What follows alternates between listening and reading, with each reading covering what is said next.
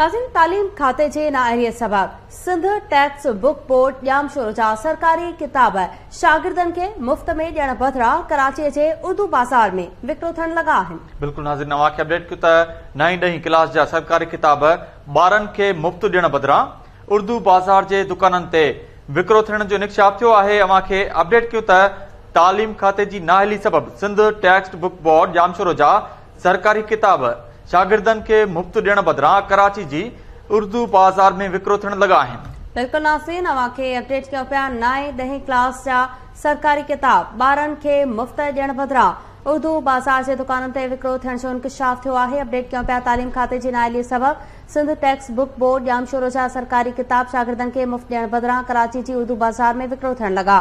इन हवाले सां वधीक तफ़सीलनि लाइ असां सां लाइन ते मौजूद आहे कराची मां KT न्यूज़ जो रिपोर्टर अल्ताफ़ चना। जी अल्ताफ़, अपडेट कजो।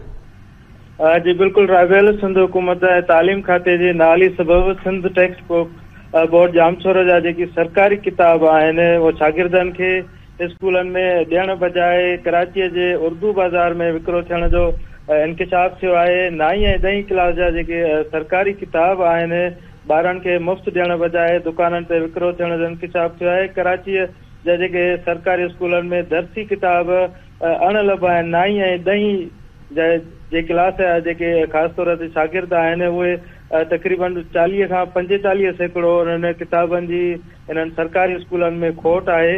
पर हीउ जेको इंकशाफ थियो आहे त हीउ जेके सरकारी किताब उहे मुफ़्त शागिर्दनि खे ॾियण बजाए कराचीअ जे उर्दू बाज़ार में विकिरो कया पिया वञनि। सिंध हुकूमत करोड़ रुपयनि जे सरकारी ख़र्च ते जेके छापियल दर्सी किताब आहिनि उहे कराचीअ जे बाज़ार में विकिरो थियण जो इंकशाफ थियो आहे। सिंध टेक्स्ट बुक बोर्ड जा छापियल सरकारी किताब जिन में फिजिक्स वॾी महिरबानी अपडेट करण लाइ अल्ताफ़ चना।